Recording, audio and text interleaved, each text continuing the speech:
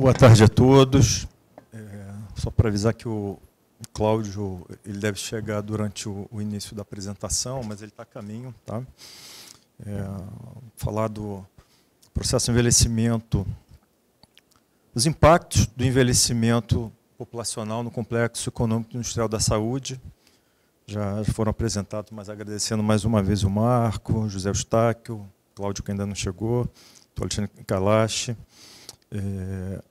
O que a gente combinou aqui para esse painel? Vamos fazer uma breve introdução, falar um pouquinho mais do setor da saúde suplementar, alguns números que a gente, inclusive, divulgou essa semana aqui sobre o número de aumento de idosos na saúde suplementar. Depois eu passo para o Marco da Fiocruz, vai dar uma visão geral, né, do funcionamento do complexo econômico e industrial da saúde no país. Depois eu passo ao Alexandre Kalash, José Eustáquio e, por fim, a gente encerra com o Cláudio Contador assim que ele chegar.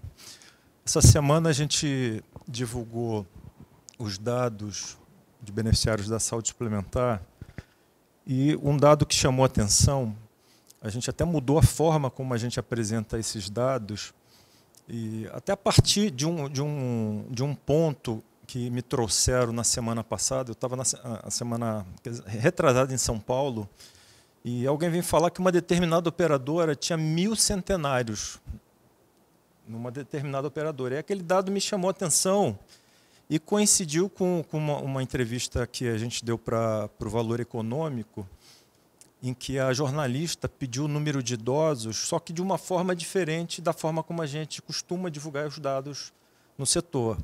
E ela pediu os dados dos idosos mais de 60 anos até 99, ano a ano. Queria saber quantos idosos, 60, 61, 62, e aí a gente abriu esses dados na base no sistema da agência. E o que a gente identificou de 2019 para agora 2024? 60 anos a 100 ou mais, a gente tem aí 41 faixas, né, ano a ano. Nessas 41 faixas, a gente teve um crescimento de 2019 para cá, na saúde suplementar, usuários de plano de saúde. 36 dessas faixas tiveram um crescimento superior a 2 dígitos. E todas as outras cresceram 1 dígito. Então, isso demonstra desafios que a gente tem não só para o Brasil, não só para a saúde suplementar, mas para o país como um todo, né? Quando a gente fala de longevidade, isso envolve maior demanda por saúde, esse impacto de seguridade social, uma série de impactos políticos para o país. Então, fazendo essa breve introdução aqui desses desafios que a gente vai ter, eu vou passar aqui para o Marco, que vai passar uma visão geral do complexo industrial, como servidor representante da Fiocruz. Depois a gente inicia o debate. Por favor, Marco.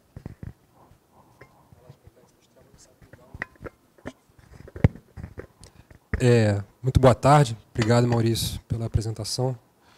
Meu nome é Marco Nascimento. Eu trabalho na Fiocruz, mais especificamente no Centro de Estudos Estratégicos da Fiocruz, que é uma instância ligada à presidência e que mantém vários grupos de pesquisa, que incluem mundo do trabalho, doenças crônicas, atenção primária, e um desses grupos é ligado ao Complexo Econômico e Industrial da Saúde, cujo líder é o Carlos Gadelha, que é um dos autores, originais do conceito. Perdão. Marcos, deixa eu só pedir desculpa, avisar que o Cláudio chegou e, perdoe aqui a gafe, registrar aqui a presença da doutora Eliane, que é diretora de fiscalização, e demais colegas. Em nome da doutora Eliane, eu cumprimento todos os colegas da agência que estão aqui. Desculpa, doutora Eliane. Por favor. Obrigado. Imagina. Bem-vindo. Então, no Centro de Estudos, a gente tem esse grupo dedicado o que a gente chama, na verdade, a conexão entre saúde e desenvolvimento, e a gente considera, somos defensores dessa ideia de que a abordagem do complexo econômico industrial da saúde é uma forma de colocar isso em prática, de que a saúde pode e deve ser um indutor, um vetor do desenvolvimento nacional. E aí, é muito gratificante para mim, eu trabalho com isso há quase 10 anos e tal, e a sensação visível de que essa ideia do SEIS, né, do complexo econômico, está transbordando, né? Ela está saindo dessa caixa. Eu fui apresentado a ela no Ministério da Saúde, sou servidor do Ministério da Saúde cedido à Fiocruz, e trabalhava no departamento do Complexo Industrial da Saúde, e ao longo do tempo isso vem mudando, em vez de ser uma coisa, né, que falada só por quem já tinha sido apresentado na própria indústria ou quem estava ligado a essas ações no Ministério, hoje se vê uma difusão dessa percepção, dessa abordagem muito maior. Então, sob o risco de falar para convertidos, eu acho que cabe fazer um pequeno resgate conceitual do que se trata o SEIS, né, para não ficar parecendo também esse tipo de termo que a gente repete tanto até ele perder o sentido, né, que é uma coisa que eu temo que muitas vezes acontece com inovação, por exemplo. A gente fala de inovação e tem uma hora que isso vira uma abstração total. Mas não, a ideia do Complexo Econômico Industrial da Saúde é muito concreta, né, e, inclusive, é por causa disso que a gente acha que o tema está ganhando tração no governo federal e em outras esferas também de discussão, tanto internacional quanto outras escalas nacionais também. Do que se trata? Tudo parte de uma percepção que é muito introjetada, né, no DNA da própria Fiocruz. A ideia nasce na Fiocruz, de que as transformações econômicas, a questão produtiva, a questão de ciência, tecnologia e inovação, ela é indissociável das transformações políticas, sociais e da biologia, né? Todas essas mudanças que acontecem estão intimamente ligadas. A perspectiva do Complexo Econômico Industrial da Saúde, ela traz para dentro, ela endogeniza essa percepção, traz para dentro da questão do desenvolvimento a questão produtiva e a questão das tensões que perpassam a economia política da saúde, né? Como é que você garante ao Brasil, no momento em que o Brasil assume constitucionalmente o desafio de garantir saúde para todos os seus habitantes, ele assumiu também automaticamente um gasto, né? Um grande compromisso que se manifesta, né, de forma orçamentária e de uma forma que, historicamente, ela sempre é vendida como um buraco, um bueiro que suga recurso e que é insaciável, né? É muito comum a gente ouvir o argumento de que a saúde não vai caber no PIB. E a percepção do Complexo Econômico da Saúde, ela inverte esse raciocínio. Já que existe esse compromisso, já que o Brasil foi ousado o suficiente para colocar esse compromisso na sua Constituição, por que a gente vai submeter a sociedade ao fato de que a gente oferece esses serviços e toda a tecnologia, toda a renda, todo o emprego, todos os transbordamentos desses direitos que são garantidos aqui dentro, tudo isso que é gerado transborda apenas para fora do país, né? Porque o fato a gente vai gastar esses recursos, mas hoje a ordem de grandeza da nossa dívida em saúde, do nosso déficit em balança comercial, é de 20 bilhões, tudo para fora do país. Então a questão não é se vai gastar, a gente vai gastar, mas por que não gastar aqui dentro? Por que não converter esse esforço em uma forma de trazer para honrar essa ousadia da Constituição desse período, que inclusive eu várias vezes imagino, se a gente fosse obrigado a reproduzir neste momento esse avanço constitucional, eu acho que a gente não conseguiria, né? Então a parte mais difícil, que é garantir que esse direito vai ser assegurado, né, pelo Estado brasileiro, isso já está lá. Então a nossa obrigação é tirar proveito desse princípio constitucional, associado a um outro princípio, que é o de que o mercado interno integra o patrimônio público e deve ser usado, né, na direção do seu desenvolvimento. Então a gente tira proveito do poder de compra do Estado para mobilizar esse grande compromisso orçamentário e direcioná-lo ao desenvolvimento nacional. Isso acho que grosso modo, é a ideia do SEIS. Então, qual é a conexão disso, né, com a questão do envelhecimento? É total.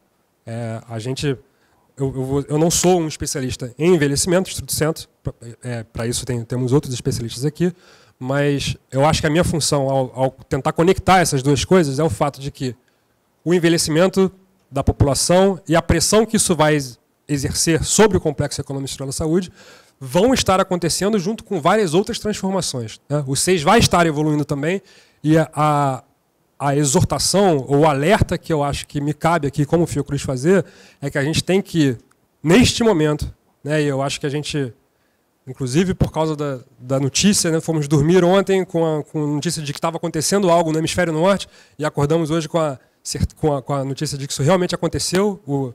As placas tectônicas estão mudando ao nosso redor, as relações geopolíticas todas estão mudando, e isso significa, ou eu não vou fazer uma elaboração geopolítica aqui, mas a inserção brasileira e a capacidade da gente oferecer tecnologia de ponta está em jogo. Né? A gente tem que tomar algumas decisões hoje para que essa população que está envelhecendo rapidamente, de acordo, né, com os dados do IBGE, mais rápido do que se esperava há pouco tempo atrás, todos os levantamentos apontam para isso, de que a gente está fazendo a transição demográfica sem tirar proveito do bônus demográfico. Por favor, me corrija se tiver algo de errado, né, nessa avaliação. A gente não enriqueceu o suficiente no momento que teve o salto, né, demográfico, e estamos envelhecendo antes do previsto.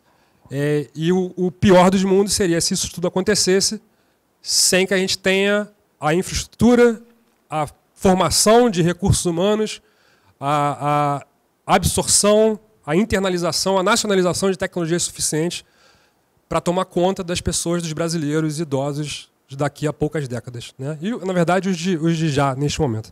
Então, eu não sei como é que eu estou de tempo, mas eu queria só chamar a atenção para alguns. Isso tudo que eu vou falar aqui faz parte de um livro chamado Saúde e Desenvolvimento, que vocês encontram no site do Centro de Estudos Estratégicos, e tem no primeiro capítulo a gente faz um arrazoado, né, das principais transformações. A gente começa pela transição demográfica, né, a primeira coisa que a gente menciona. E por que começa por isso? Porque tudo isso, a preocupação, o centro dessa preocupação é acesso. A ideia de que a saúde deve ser vetor de desenvolvimento, ela é muito bem-vinda, mas isso não perde totalmente sentido se isso não significar que a gente está garantindo acesso aos 220 milhões de brasileiros. Então, o principal problema é a transição demográfica acontecendo, com um quadro de complexidade epidemiológica se aprofundando. A gente tem um quadro, o perfil epidemiológico do Brasil é muito complicado, a gente tem inclusive isso preocupa muito aos estudiosos de doenças crônicas, porque as doenças transmissíveis têm uma notoriedade natural muito maior, mas a gente precisa falar das crônicas, essa carga de doenças, né, como a gente chama, os grandes direcionadores de formulação de política pública, está mudando rapidamente, diabetes, câncer, as outras doenças que acompanham o envelhecimento, e a gente não tem uma mobilização, né, do aparato estatal e das instâncias responsáveis à altura desse desafio. Tem um artigo escrito muito oportunamente pela ministra Nízia, ela então era presidente da Fiocruz, com o Carlos Gadelha, chamando a atenção para a gente não descuidar das non-communicable, né, das não transmissíveis, durante a pandemia, que ele é um primor de síntese, esse artigo, convido também a buscar, e é um bom direcionador dessas preocupações. Só que também, ao mesmo tempo que isso está se agravando, a gente não resolveu as transmissíveis. Né? O quadro só se complexifica, tem dengue, agora tem dengue no país inteiro, agora tem Oropoche, tem Zika, tem essas coisas todas. Felizmente, há algumas respostas tecnológicas aparecendo também, mas não tem nada resolvido. Junto disso, a gente tem uma radicalização de todo o espaço da tensão das multinacionais avançando sobre a saúde. Né, tem a chamada Revolução 4.0, que já está ficando defasado esse termo, pode falar de 5, chamem como quiser. O fato é, as tecnologias estão avançando e descolando da nossa capacidade de acompanhá-las em muitos momentos, o que obriga o Brasil a uma posição subalterna, não só de ter que comprar, mas comprar uma coisa programada fora do país, que não corresponde ao perfil epidemiológico, à biodiversidade brasileira. São coisas que exatamente pelo fato de estarem sendo desenvolvidas fora, elas não vão refletir plenamente as necessidades do país. Tem um processo de financiarização, enfim, que a gente vê um deslocamento das estratégias empresariais saindo de pesquisa e desenvolvimento para investir apenas no que estiver dando mais retorno naquele momento, que é um risco também para esse processo de aprimoramento das tecnologias de saúde. A conglomeração, os principais conglomerados, as principais multinacionais, tendem apenas a se fortalecer, o processo de fusões e aquisições enfim, aceleradíssimo. todo o papel da centralidade da ciência e tecnologia na resposta aos desafios da saúde, e aí volta o papel do Estado. A sociedade e o Estado brasileiro têm que assumir protagonismo no direcionamento das decisões agora, para que a gente esteja preparado no futuro. E aí teve a semana ou melhor, a Conferência de Ciência e Tecnologia aconteceu há poucos meses, e aí eu vou aproveitar, né, não são palavras minhas, são do presidente Lula, que abriu a conferência, e eu achei muito oportuno também, né, ele tem uma pessoa muito lúcida nessa percepção. Acho que o principal recado do presidente foi do sentido de urgência que a gente tem, que a gente está tendo essa janela política, tem uma certa janela política global também por causa da pandemia, apesar de que essa janela está fechando muito mais rápido do que eu previra, né? A pandemia parece uma memória distante, mas ainda há a chance de implementar algumas coisas nessa esfera também. A exemplo da coalizão para a produção regional e local, que foi aprovada agora no âmbito do G20, está sendo falado isso na sala aqui do lado. Mas essa janela está se fechando muito rápido e na verdade, uma exortação à sociedade de se juntar em torno desse projeto de país que tem que ser decidido agora para que a gente não falte no futuro próximo. É isso. Muito obrigado.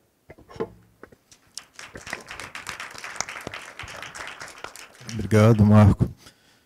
Vou pegar um gancho na sua fala, já encaminho uma resposta aqui do doutor Alexandre Kalash. Quando a gente olha o complexo econômico industrial da saúde, olhando desde as ações de promoção da saúde, o próprio complexo industrial em si, de fabricação, desenvolvimento, tecnologia e a prestação de serviços de atenção à saúde voltada para essa população longeva. E aí duas perguntas. Primeiro é saber se a gente está preparado para isso e alguns desafios que o senhor enxerga nesse cenário de envelhecimento populacional versus se temos uma capacidade instalada para atendimento dessa população, inclusive na formação de geriatras, se hoje a gente consegue atender um país que está envelhecendo com uma velocidade tão rápida. Muito obrigado. Obrigado, Maurício. Uma boa tarde a todos. A resposta é muito simples. Nós perdemos muito tempo, não estamos preparados. Eu falo de uma posição de quem estuda envelhecimento há 49 anos. É uma visão longa. E se alguma coisa, essa transição demográfica foi ainda mais rápida do que eu poderia ter previsto 50 anos atrás. Mas não foi por falta de aviso. Você pegou, por exemplo, o ângulo de formação. Não é de geriatras, porque a Sociedade Brasileira de Geriatria e Gerontologia nos mostra que nós temos um déficit de 30 mil geriatras. Temos 2 mil credenciados. 28 mil. Então vamos fazer um mutirão. Vamos treinar bastante geriatra na próxima década e a gente vai, se tivesse sorte, porque também não vai, formar 5 mil. Mas o déficit vai passar a 37. Então, é um gelo que fica enxugando com pano. O que a gente precisa, e essa é a primeira mensagem, é formar profissionais da saúde que possam responder ao desafio desse envelhecimento rápido e desigual. No Brasil, se envelhece mal e precocemente, e a pandemia mostrou isso de forma clara. Muita gente que não era para ter morrido por causa de idade e que morreu porque tinha polimorbidade. O que é saúde? Saúde e a tradição, eu tendo trabalhado tantos anos na Organização Mundial da Saúde, se alguma coisa aprendi foi isso. Saúde, Carta de Ottawa de Promoção da Saúde, é criada no contexto do dia a dia, onde você mora, onde você vive, como você se locomove, como você se diverte, como você ama. E o Brasil está mal preparado. Então, essas pessoas estão chegando mal aos 50, aos 60 e muito pior aos 70 e 80. Mas o brasileiro é teimoso, o brasileiro é ousado, ele insiste em envelhecer. Eu, quando nasci, tinha uma expectativa de vida de 47 anos. Quando eu me formei aqui no Rio, em 1970, era de 57. Hoje a gente está virtualmente em 77. São 30 anos mais de vida. Mas a gente reclama, porque o velho está sempre do lado de fora. Não tem nada a ver comigo. O velho é sempre o outro. Se isso não cai a ficha, E se esse político não perceber que ele é um velho, e eu estou falando ele porque a maioria dos políticos, dos CEOs, dos que têm poder, são homens. Mas quem cuida é a mulher. E essa mulher está sendo assistida? Não. Dentro deste complexo, tem que colocar essa tal da família. A família vai tomar conta. Que família? As famílias estão crescendo verticalmente, não mais horizontalmente.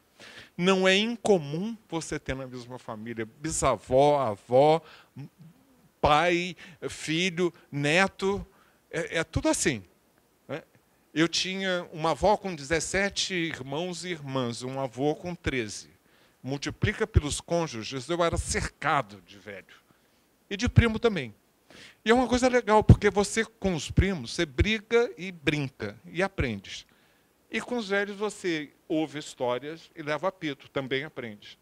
Agora, você fica meio isolado. Na minha família, que eu estou descrevendo, né? A minha bisavó 17, depois passou para 8, minha mãe 4, nós 4 temos 2 em média, e os nossos sobrinhos e filhos estão tendo 1 ou nenhum. Inclusive a minha sobrinha, que outro dia adotou uma gata e já castrou, então não tem reprodução de nada. O desafio é muito grande. E eu confesso para vocês, eu estou assustado. Hoje eu estou assustado, eu acordei assustado. Porque as pressões que virão lá do norte, de consultores e empresas, para poder dizer para nós aqui o que fazer no setor da ANS e no setor do SUS e Vivo SUS, vão ser enormes. A gente parar com essa história de universal. Senhores consultores, fiquem por lá, vocês não conseguem botar a casa de vocês em ordem. Quantos milhões não têm acesso nenhum a serviço de saúde? E vem para cá dar conselho, gastando 18% do PIB gigantesco norte-americano, mais de 10 mil dólares por ano per capita, e não dão conta do recado. Então, por favor, fica por aí. Olha, vai ter tanto problema para vocês corrigirem nos próximos anos, mas a pressão vai ser muito forte. A pressão vai ser muito maior do que ela foi, porque eles estão empoderados e eles vêm com pressão, fazendo alianças e parcerias que não são, digo eu, necessariamente para o nosso benefício. E outra coisa que eu acho assustadora, e você já mencionou isso, nós não temos modelos fáceis. Porque os países que já envelheceram são os países desenvolvidos. Eles primeiro enriqueceram para depois envelhecerem. Nós estamos envelhecendo na contramão. Nós estamos envelhecendo muito mais rapidamente. Eu cito sempre isso. A França foram necessários 145 anos para dobrar a proporção de idosos de 10% para 20%. Nós vamos fazê-lo em 19 anos. O que a França foram necessários 7, 8 gerações, nós vamos fazer em uma. E o impacto disso para vocês, mulheres, é imenso. Porque a gente agora quer de vocês renda, botar dinheiro em casa, cuidar do filho, cuidar do neto, cuidar da mãe, do pai, do sogro, da sogra e do chato do marido, porque vocês têm mania de casar com o homem mais velho, precisa parar com isso. Eles vão ficar doentes, vão precisar de cuidado, e na hora que vocês precisam de cuidado, não tem ninguém para cuidar. Então, essa questão de gênero, que já se manifestou de forma gritante durante a pandemia, ela vai continuar se a gente não der um jeitinho de ensinar para os homens que o verbo cuidar se conjuga não como eles conjugam, nós. Tu cuidas, ele cuida, ela cuida, vós cuidais. Eu não tenho nada a ver com isso, eu quero ser cuidado. Não fecha a conta, com 31% da proporção, 31% da população com mais de 60 anos, em 2050. Aí tem gente que pensa assim, 2050 é um futuro muito distante. E eu não estou interessado nisso, eu quero ver a coisa imediata, daqui a 5 anos. Alguém aqui tem por torno de 35 ou 40? Você é a sexagenária de 2050. Eu não estou falando uma coisa abstrata, são adultos. Né? Eu quase que eu tinha ofendido. Já é burro velho, vai ter que já perdeu muito tempo. Porque aí vem um mantra. que tem que estar também nesse complexo. É curso de vida. Quer chegar bem aos 100? Quanto mais cedo, melhor, nunca é tarde demais. Quanto mais cedo, melhor, nunca é tarde demais. E tem gente que já chegou aos 35, aos 40, que já tem uma hipertensão declarada, que poderia ter sido prevenida, mas que não foi, porque não houve investimento em promoção da saúde, que tem que estar dentro deste complexo, e que depois não tem o acesso direito ao medicamento adequado. 1/3 dos hipertensos não sabe que tem hipertensão, 1/3 sabe, mas não toma o medicamento direito, e o outro está sempre sob ameaça de que talvez amanhã falte aquilo que ele precisa. E, por fim, um país que não está preparado, foi a sua pergunta, Maurício, porque nós estamos numa onda de idadismo sem precedentes. O termo, tem muita gente que fala etarismo. Eu não gosto de etarismo, porque eu já acho complicado explicar para minha vizinha, que tem 82 anos, e perguntar para ela, a senhora já sofreu de idadismo alguma vez? Se eu perguntar etarismo, ela é capaz de me responder assim, olha, preconceito contra o otário eu até tenho, mas eu não sei o que é otarismo. Eu sei o que é idadismo, porque a palavra foi cunhada como sexo, sexismo, raça, racismo, idade, idadismo. E isso tem 4 Is. É uma ideologia. Eu não gosto de você porque você é branco. Eu não gosto de você porque você tem uma incapacidade e não vai ser produtivo. Eu não gosto de você porque você é mulher, eu não vou te promover. Eu não gosto de você porque você é velho, eu não vou te dar ultrassonografia. O preço, o custo, não tem tanto a ver com a idade, tem a ver com as distorções da tecnologia, cujo preço e custo sobe, sobe, sobe. Então tem a ideologia. O segundo I é você institucionalizar. Eu vou botar pedrinha no caminho, botar casca de banana, eu vou fazer todo o possível para que o meu ismo, de que eu valho mais do que você, se manifeste. É uma ideologia. Eu valho mais do que você, eu vou institucionalizar e vou impedir a promoção, o emprego, a hospitalização. O terceiro I, isso passa a ser interpessoal. Eu não te dou voz, eu não te ouço, eu não quero saber a sua opinião.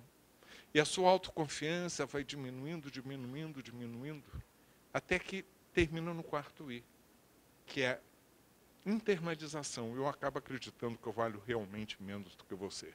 E eu vou ficar quietinho, eu vou ficar quietinha, eu sou mulher, eu sou negra, eu sou velho, eu tenho uma incapacidade. E aí tem uma coisa, e eu vou olhar para você, que deve ser o mais jovem aqui. Nós temos que fazer um pacto, cara, de que a gente possa lutar contra o idadismo, que tem reflexo nessa máquina toda de prestação de serviço, porque o meu interesse hoje, sendo velho, é falar e falar alto. Mas eu estou falando é por vocês, porque eu quero que quando você cresça e envelheça, você possa envelhecer num país menos idadista e mais igualitário.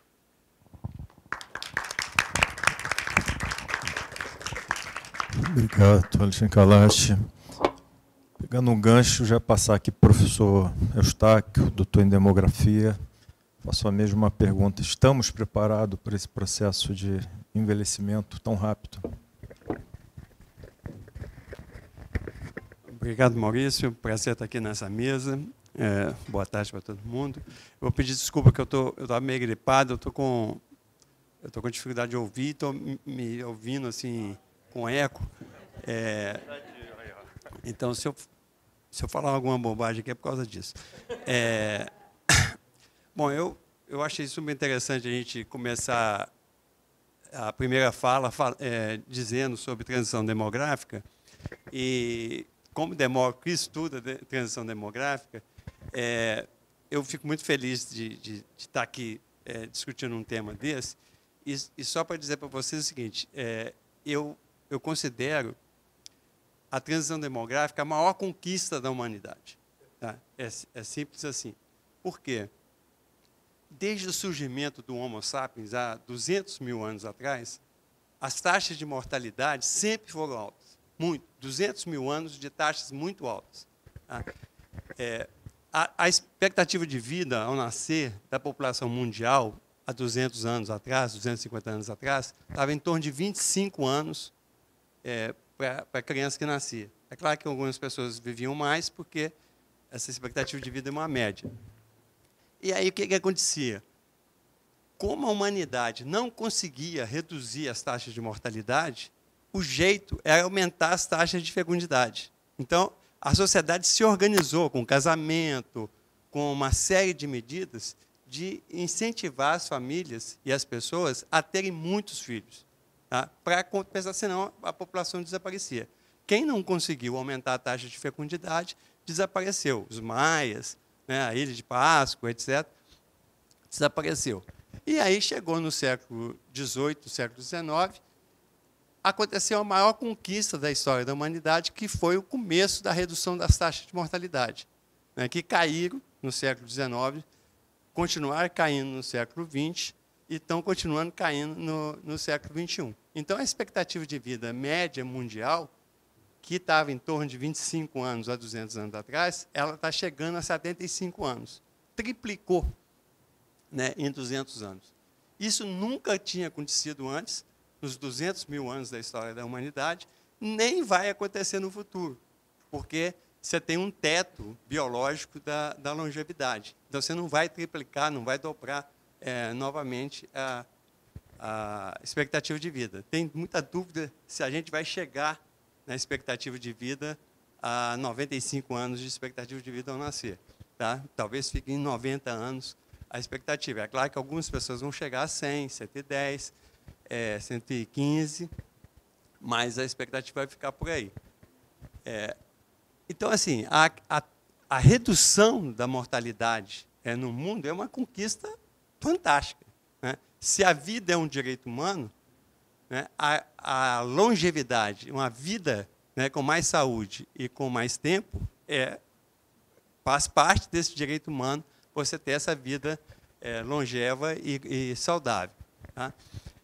Aí a outra conquista fantástica é a queda da fecundidade. Por quê? As famílias, e principalmente as mulheres, que são a maioria nessa sala, o que acontecia? As mulheres tinham de ter muitos filhos para compensar a mortalidade. Quando a mortalidade cai, as famílias e as mulheres não precisam mais ter tantos filhos, né? Então, o que vem acontecendo? Do século XIX para o século XX, para o século XXI, a média de filhos, que estava em torno de 6 filhos por mulher no mundo, no Brasil, ela caiu. A média mundial hoje está em 2,2. Né? No Brasil já está 1,6, 1,7, que a gente fala que está abaixo do nível de reposição. E isso, essa queda da fecundidade, ela tem 2 efeitos fundamentais. O primeiro é que ela liberta as mulheres. O empoderamento das mulheres, ele acontece com a queda da fecundidade. Se as mulheres tivessem continuar, só para dizer o seguinte, o Kalash deu o exemplo da família dele, eu vou falar da minha também. A minha mãe ficou grávida 15 vezes. Tá? Ela era uma mulher que morava no meio rural, só tinha curso primário. Né? E eu não reclamo, não, porque eu sou a 15ª gravidez. Se ela não tivesse ficado, eu não estava aqui falando. Só que os meus irmãos, os mais velhos, tiveram um pouco mais, os outros foi esse mesmo ritmo. 3, 2, 1, 0. Né? E hoje em dia a gente teve o quê? A Kamala Harris, uma mulher sem filho, disputando a eleição dos Estados Unidos, né?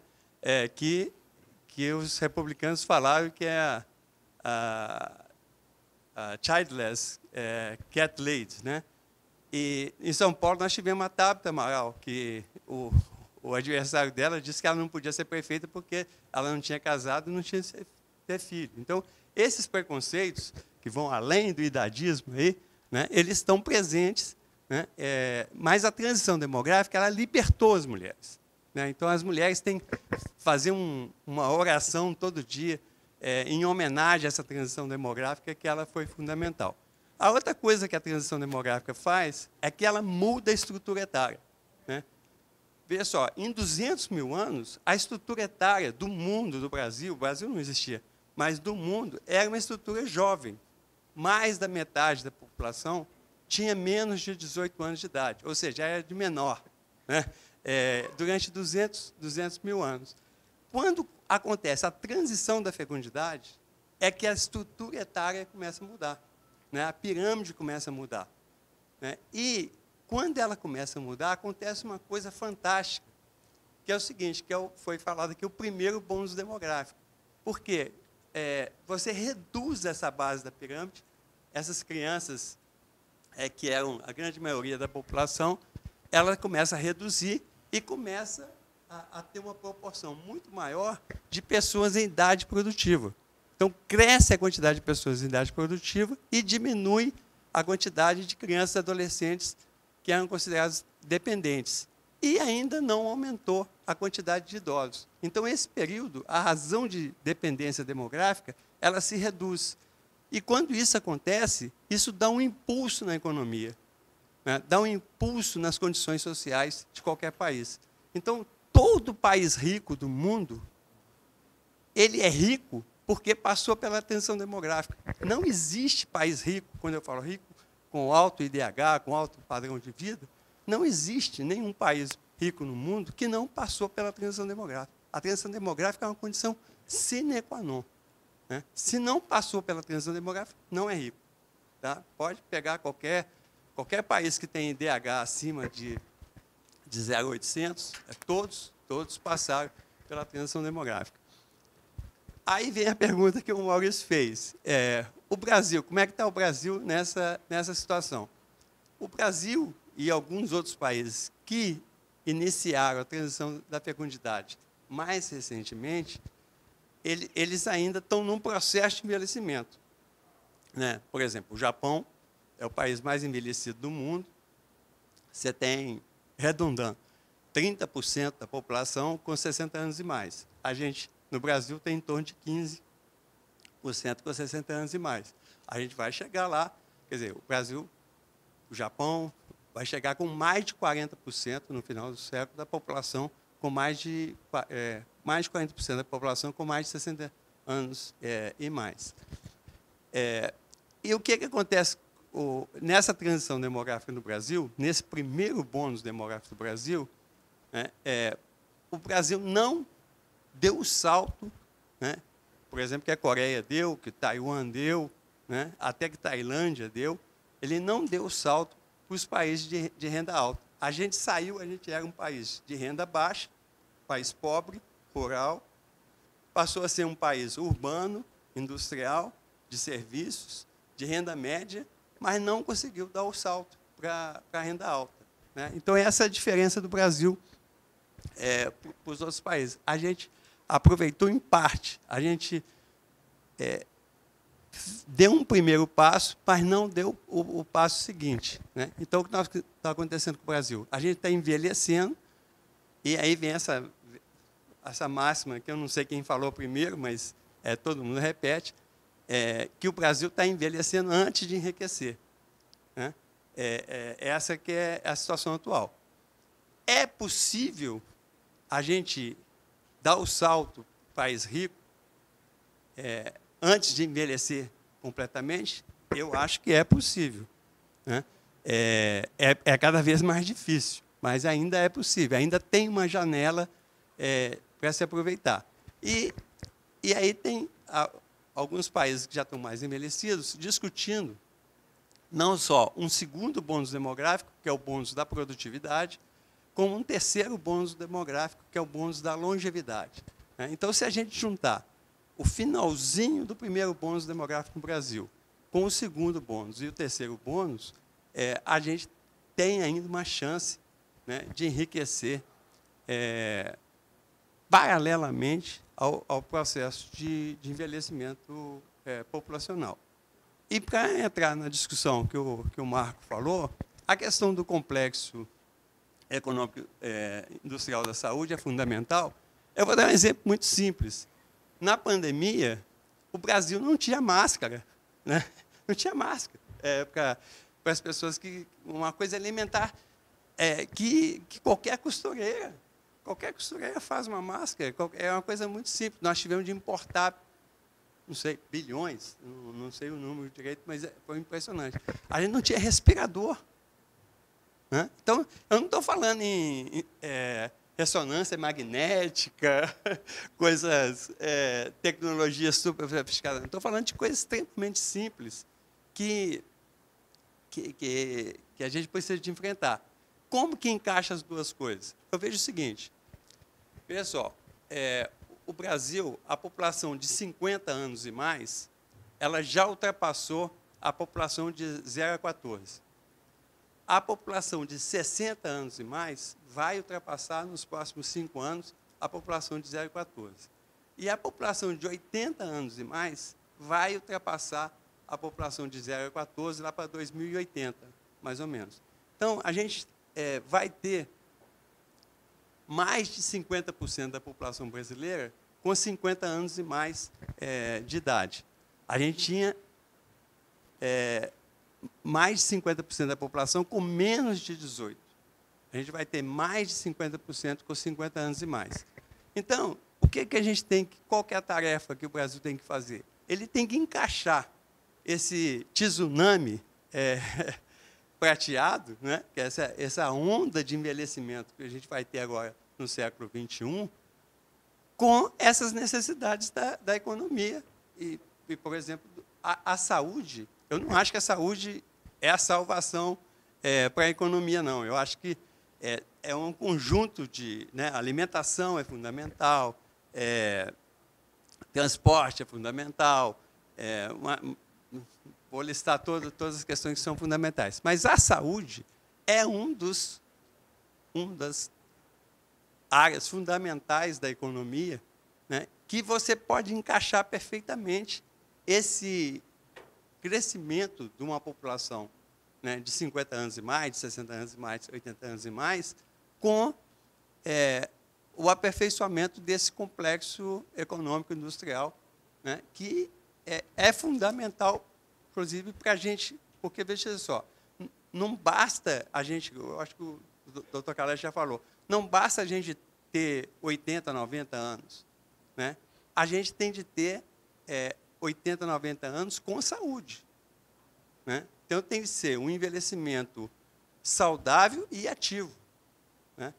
Se a gente conseguir juntar a força, o potencial, né, dessa população idosa com as necessidades da saúde, da alimentação, da moradia, de todos os setores econômicos que são fundamentais para dar uma qualidade de vida melhor para a população, aí a gente vai poder dar esse salto na qualidade de vida no Brasil. Né? Então, o que a gente tem que fazer aqui é exatamente essas duas coisas. Não ver os idosos como um obstáculo, mas ver os idosos como um sustentáculo de uma nova economia, que tem gente que chama de economia prateada. Eu sei que o doutor Calé não gosta muito desse termo, mas é alguma coisa nessa linha. Quer dizer, uma economia que dê oportunidade para essa população idosa poder contribuir com a construção de um país mais justo, né, mais igualitário e mais feliz. Essa é a minha visão.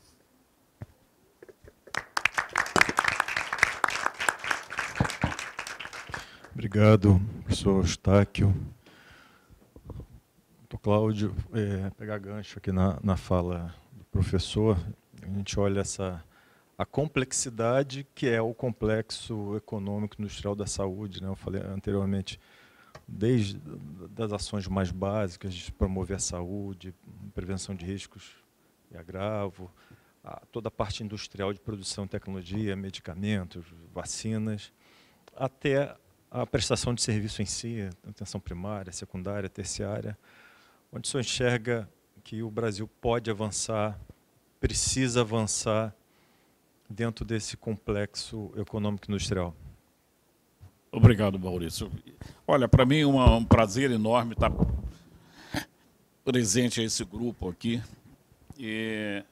Deixa eu me colocar um pouco sobre essa questão, se estamos preparados.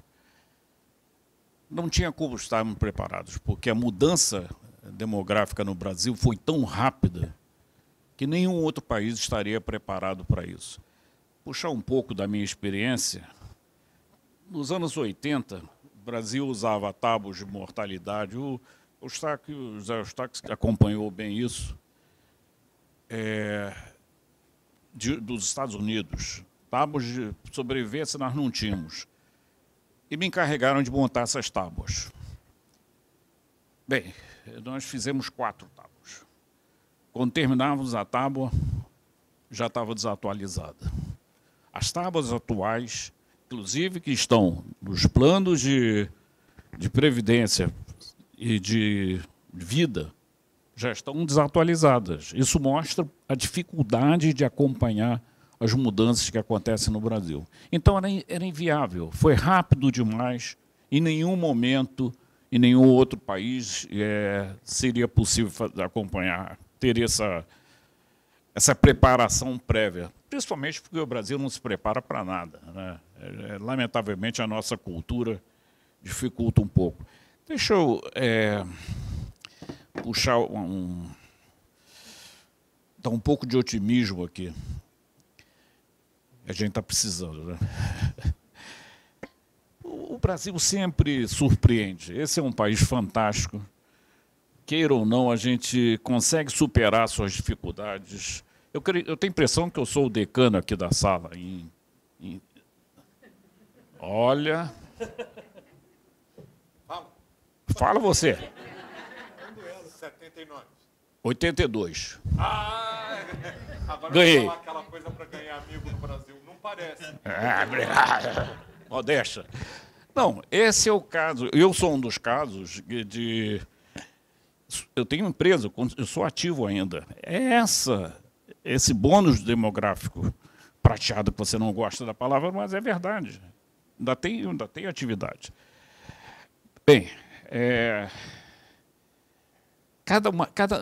cada família aqui tem um caso triste de pessoas desassistidas, etc. Nós tivemos no Covid, eu tenho a impressão que foi em 2022, nós tínhamos uma família que nós damos ajuda, etc. Aquele negócio de você acompanha, fica muito satisfeito quando um dos filhos da Dona Zinha, Alzira, Dona Zinha, começou a estudar, acabou se tornando mecânico na Volkswagen, etc. Isso daí nos dava um orgulho muito grande. Só que na Covid, o sustentáculo da família, que era esse garoto e um outro irmão, faleceram. E nós não sabíamos, porque eles estavam lá no interior do Rio, e quando nós soubemos, a família estava num desespero. A Dona Zinha um dia ligou desesperados assim: nós somos estorvo. Isso daí nos atingiu de tal maneira, porque no momento que uma pessoa idosa diz assim, eu me tornei um estorvo para a família, isso daí é uma coisa pavorosa. Quer dizer, se tornou um peso. Ao contrário, é totalmente na direção oposta do que nós estamos falando aqui, do que deveria ser o ideal, né? Que uma pessoa idosa possa envelhecer com dignidade, ativa, né? Contando que um dia vai cair um raio e pronto, acabou, né? Sem precisar passar por todo o processo de sofrimento. Esse é um tema que os economistas, eu sou economista, antes que me mandem pedra, já me declaro economista. Como é que nós tratamos isso? A gente começa a olhar muito para o lado fiscal. Essa conta não bate mesmo. Mas essa conta faz parte do que nós somos, né? Ninguém está pensando aqui de vamos acabar com saúde pública, etc., que isso é loucura. Precisamos fazer muitas mudanças de regra, principalmente no tocante à saúde privada, mas não tenha dúvida, isso daí veio para ficar. Eu acredito até que tenha sido aquela euforia na época, em 1988, na Constituição, isso daí tenha colocado e era um desejo mesmo e ficou, né? Um dever do governo. Só para falar um ponto aqui. Eu faço parte de um grupo de pessoas idosas. A gente brinca muito, nós éramos 80, hoje somos menos de 30, que é da CNC, Conselho dos Notáveis da CNC. E uma brincadeira é o seguinte, somamos uma vez as idades dos 80 conselheiros, deu 5.000 e cacetado, 5.400 anos. A gente disse assim, puxa, isso aí é a época das pirâmides, chegamos lá nas pirâmides. Hoje é menos, está dando 3.000 e poucos anos, mas a si mesmo é muita coisa. Já. Não necessariamente a média da idade ela caiu, pelo contrário, está subindo. O duro é quando chegar só 80. Né? É, pois é. Não, aí vai ser terrível. Mas vamos chegar lá, porque houve uma decisão de não termos novos membros. Né? Então, não tem reposição. Mas é um tema que os economistas trataram muito mal, e sistematicamente trata mal. Quer dizer, olha o número, essa conta está pesada, não dá para bancar. Tem que bancar sim, pessoal. Eu acho que será bom que todos tenham a velhice que nós estamos... Velhice não, a idade que nós estamos tendo, né? Capacidade de discernimento e ser útil, criticar, entrar na fila sem passando na frente dos outros, metrô de graça, tudo isso é ótimo, adoro isso. Né? Mas eu acho que tem solução, eu concordo com o José Eustáquio. Aliás, José Eustáquio somos, não vou dizer quanto tempo, né, José Eustáquio, mas a gente se conhece há muito tempo já. Não é? Tem bastante tempo. Eu não vou dizer quanto tempo, que vai humilhar aqui a idade de muitas garotas aqui. Nós temos mais tempo de conhecimento. Sobre essa questão da longevidade, só colocar o último ponto, que não é muito crítico, mas existe um demógrafo, o Cássio Turra é demógrafo, ele fica buscando quem são as pessoas mais antigas, né, mais idosas, né? Inclusive por o livro de Guinness. Né? É uma figura muito interessante, porque aparece, diz assim, a dona fulaninha lá do cantão não sei de onde, ela diz que tem 140 anos. Bem, tem todo um trabalho que você tem que fazer aí para levantar se é verdade ou não. Geralmente não é, mas a cabeça dela é. Mas, enfim, esse é o mundo que nós estamos vivendo. Nós vamos envelhecer. Vamos envelhecer bem. Né?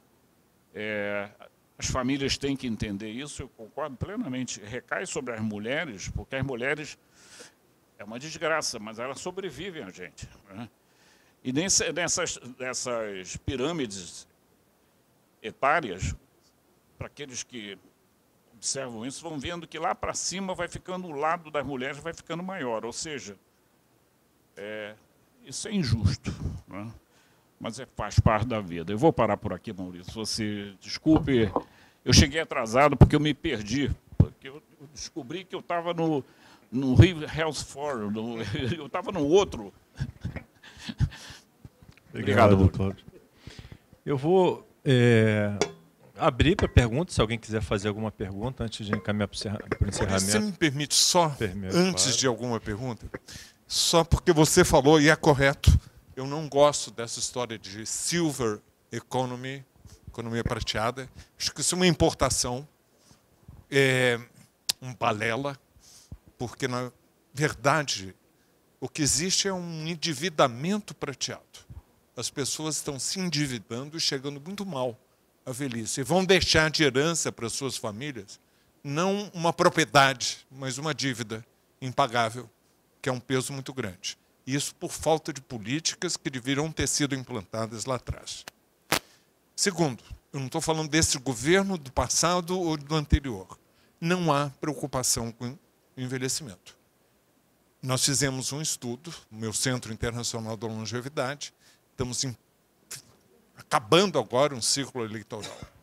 2 partidos políticos colocam o tema longevidade, e não são grandes, na pauta. Se não está na pauta, não vai ser traduzido em políticas, porque aquilo não é uma preocupação. Então, tem esse aspecto. Mas eu concordo plenamente contigo. Eu, apesar de tudo, continuo esperançoso, porque eu acho isso é a definição do envelhecimento ativo, marco político, que nós lançamos na Organização Mundial da Saúde em 2002, uma geração, e que define o envelhecimento ativo é você otimizar as oportunidades para 4 pilares importantes para chegar bem ao 100. Saúde, conhecimentos, que não vai dar sopa, a gente está com uma revolução da longevidade e precisa de uma revolução da educação continuada ao longo da vida. Terceiro, participação, ter direito de participar e brigar. Se não derem por direito, a gente vai brigar para fazê-lo. Mas o último, no Brasil, ainda é segurança e proteção. Você tem um teto em cima da cabeça, comida na prateleira e um dinheirinho no bolso, nem que seja para pagar os remédios que o SUS ainda não está pagando. Porém, um velho que continue ativo, que tenha saúde, que tenha conhecimento, dado que em 2038, 2040, a população brasileira vai começar a diminuir e não crescer, isso não tem precedente. Nenhum país já desenvolvido parou de crescer sua população. O único segmento que está crescendo e que vai continuar ao longo do século é o de 60 a mais. A gente tem que aproveitarmos-nos, porque nós somos o recurso. O recurso de um país é humano. E qual é o recurso no Brasil? É gente velha.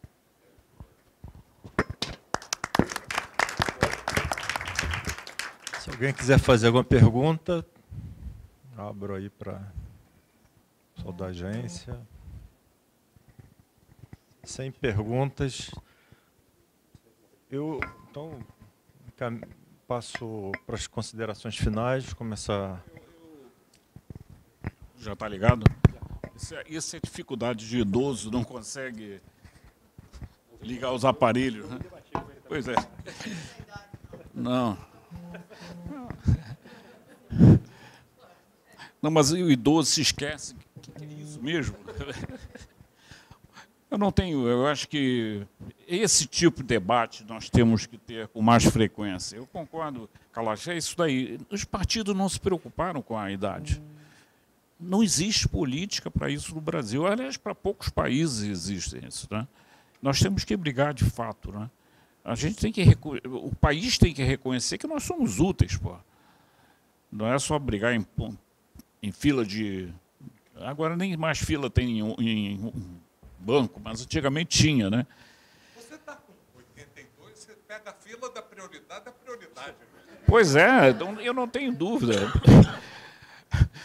Mas é o problema do esquecimento, né? Que a gente...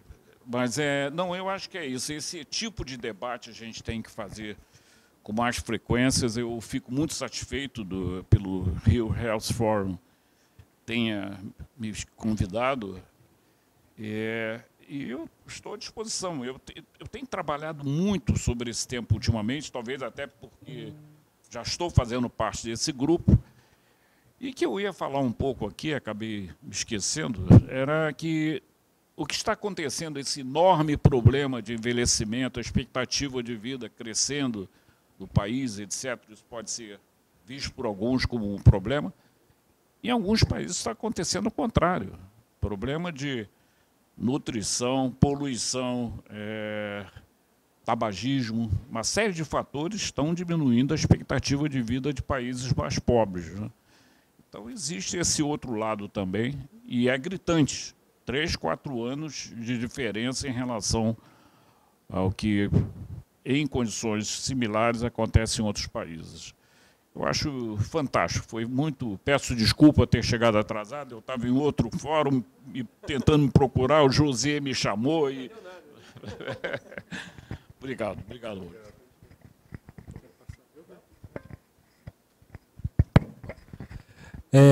Eu vou aproveitar só 2 ganchos. A questão que o Eustáquio falou, a gente também não acha que o Brasil vai se desenvolver baseado apenas na saúde. A gente só acha que é uma ótima opção, né? Uma comparação que a gente faz que é meio automática.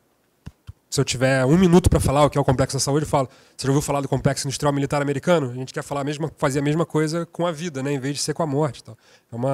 Que é uma caricatura, é claro, mas ela tem um fundo de verdade também. Mas, para além disso, eu queria só destacar que talvez a gente não esteja partindo, né, você falou em mobilidade e alimentação, que felizmente são 2 itens também do Nova Indústria Brasil, né, as missões do Conselho Nacional de Desenvolvimento Industrial.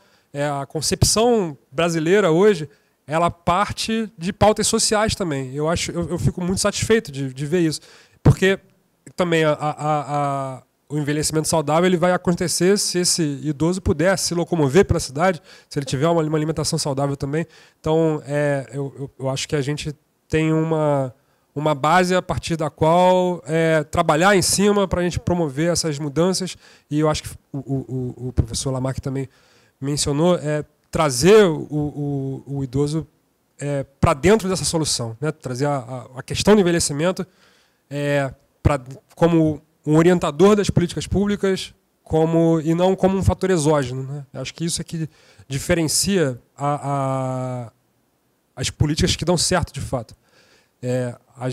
Eu não sei quem foi, acho que foi o senhor que falou que toda família tem alguém que está envolvido. Enfim, eu passei por isso, né, recentemente, pandemia e tal. Inclusive, uma outra consequência da diminuição da taxa de fecundidade é que tem muitos filhos únicos tendo que cuidar dos pais, que é outra coisa super complicada. A gente vai precisar, eu não sei qual é o termo bom, né, se a economia, eu entendi perfeitamente, eu também sou muito crítico das absorções acríticas, né, de termos lá de fora. A gente precisa de uma economia voltada para essa parcela da população e, junto com ela, uma economia do cuidado também, né? Alguma coisa, essa capacitação em larga escala para dar conta da quantidade imensa de gente que vai precisar de ser cuidada também. E isso não existe hoje. Eu fico imaginando, muitas vezes, a maior parte das vezes a gente é da família, mas muitas vezes sequer é da família, é uma empregada doméstica que tem que se transformar numa técnica de enfermagem. Então, já que isso está acontecendo, vamos dar condição para que isso aconteça de fato, né? Vamos trazer isso para dentro do paradigma do complexo da saúde, por exemplo. Acho que isso é um horizonte de política pública que a gente pode começar a pensar desde já. Obrigado.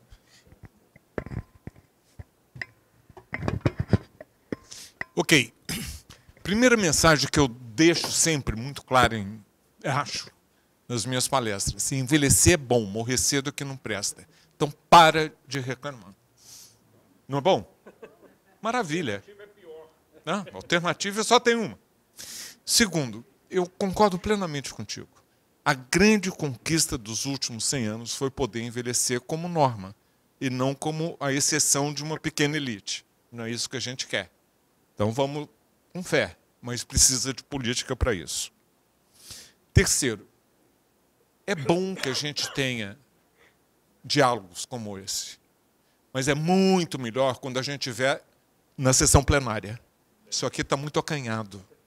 A gente ainda precisa botar a nossa pauta na sala da frente, não ficar no aposento. Aposento remete àquelas casas antigas onde metiam os velhos lá atrás. Eu quero sair do aposento, eu estou envelhecendo na sala da frente e eu quero que esse tipo de diálogo seja numa plenária com centenas e não com 40 pessoas. Essa mensagem tem que ser levada adiante, porque demografia é destino e o nosso destino é envelhecer. Terceiro, cultura do cuidado é fundamental. É fundamental e faz parte da economia. Quando eu falo que eu sou contra essa história de silver economy, eu não sou contra a economia do cuidado que está se dando dentro de casa, que é aquela pensãozinha daquele senhor ou daquela senhora que, quando morria na pandemia, era a família inteira pobre que entrava na miséria. Isso é que tem que ser computado. Não é ficar adorando que eu quero ter um carro último tipo e eu agora tenho dinheiro para, né, fazer cruzeiro, fazer tudo isso é muito bom, mas é para uma bolha. E a gente não pode continuar vivendo em bolha. E tem soluções. Eu tenho orgulho de dizer que, daquele marco político do envelhecimento ativo, a gente transformou num projeto seguido por milhares de cidades mundo afora, que chama A Cidade Amiga da Pessoa Idosa. Uma tradução errada, porque em inglês é age-friendly. A ênfase é em idade, age-friendly. Como fazer uma cidade mais amiga, porque as pessoas estão envelhecendo cada vez mais na zona urbana. No Brasil, nessa zona urbana, que eu quase que agora eu escorreguei e falei, que é uma zona, é caótica. As nossas cidades são realmente um desafio. Outra, um instrumento de longevidade pessoal, que nós lançamos agora, com o Instituto Locomotiva, com o apoio da Bradesco Seguros. O setor privado tem que entrar. Se não entrar, a gente vai ficar arrastando, não tem no setor público. Basta ver o orçamento que nós temos na Secretaria de Direitos Humanos para pessoas idosas, que aparentemente deveria estar fazendo um corte transversal de todos os órgãos do governo federal. O orçamento é mínimo. A gente precisa trabalhar com o setor privado. E a Bradesco Seguros financiou esse estudo para que todo mundo pegue um instrumento que chama um instrumento de longevidade pessoal, você aplica aquele teste e vai dar, isso foi feito com amostragem nacional, blá, blá, blá, de 0 a 100, aonde você está em relação a 6 pilares que nós consideramos importantes para você poder chegar bem ao 100.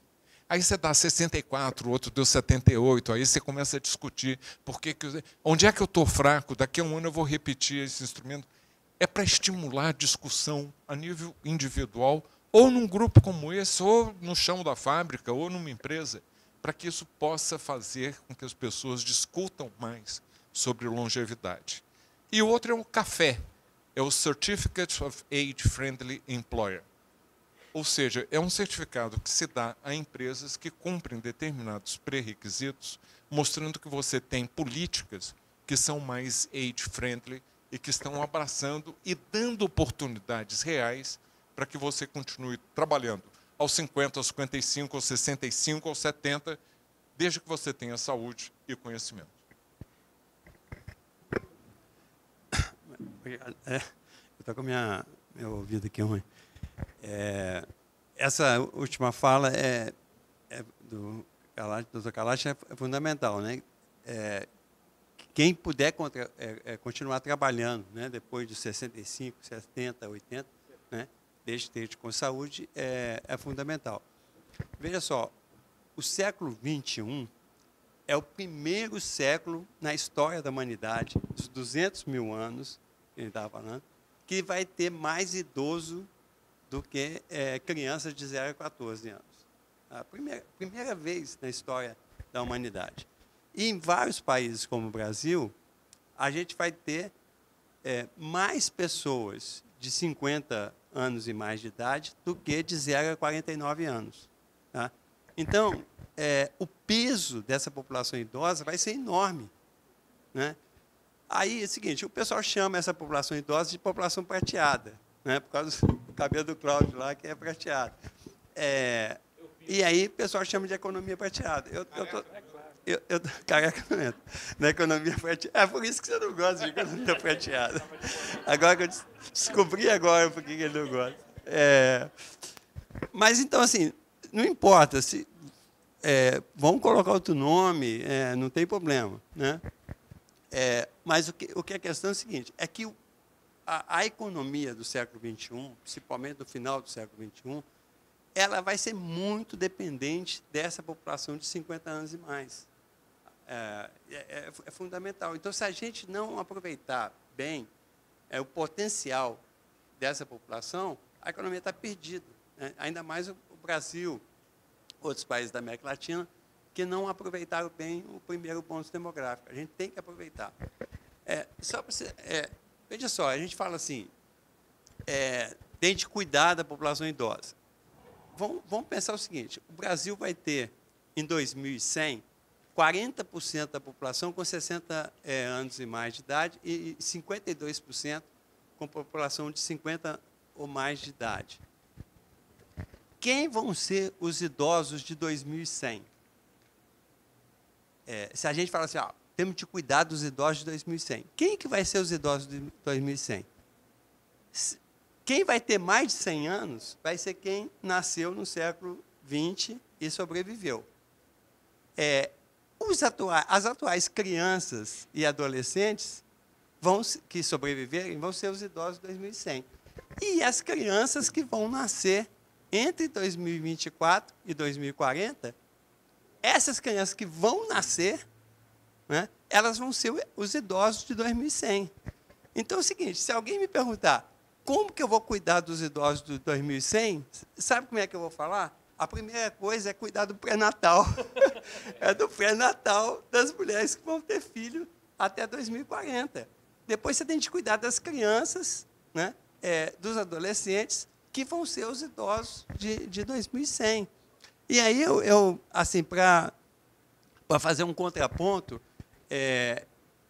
eu acho o seguinte, o Brasil carece não só de políticas para idosos, carece de políticas também de pré-natal, de criança, etc., e dos famosos nenéns, né? Eu sempre repito o seguinte, o Brasil tem cerca de 10 milhões de jovens de 14 a 29 anos que estão fora da escola e fora do mercado de trabalho. Tá? Isso é um absurdo. Isso não existe desenvolvimento com a juventude fora da escola e fora do mercado de trabalho. E esses jovens vão ser idosos dependentes. Então, se a gente quer cuidar dos idosos do Brasil do final do século XXI, a gente tem que cuidar desses jovens e adolescentes nenéns que não estão nem na escola e nem no mercado de trabalho. A gente tem que cuidar do saneamento básico, que esse que é o problema do Brasil. A gente está envelhecendo sem cuidar. Quer dizer, a gente está pensando que tem um déficit de gerontólogos no Brasil e 50% da população não tem acesso a água e esgoto tratado adequadamente. Então, essas são as contradições. Eu acho que o Cláudio começou falando que o Brasil é muito desorganizado e a gente tem de pensar de uma forma mais integral, né? A gente tem que ter políticas públicas para todas as idades e em todas as áreas. Por isso que eu falei um pouquinho da saúde, quer dizer, não é... Concordo, saúde é fundamental. São duas coisas fundamentais, né? Água, comida e saúde. Porque se a gente não tiver água, comida e saúde, não tem o resto, né? Agora, a gente tem que pensar nessa linha. Quer dizer, o Brasil tem de fazer um esforço. É uma novidade, não só para o Brasil, para os países. Só falando uma coisa, o doutor Paragash falou assim, já existem vários países do mundo que a população está diminuindo. Por exemplo, a Rússia, que deve estar comemorando a vitória do Trump, né?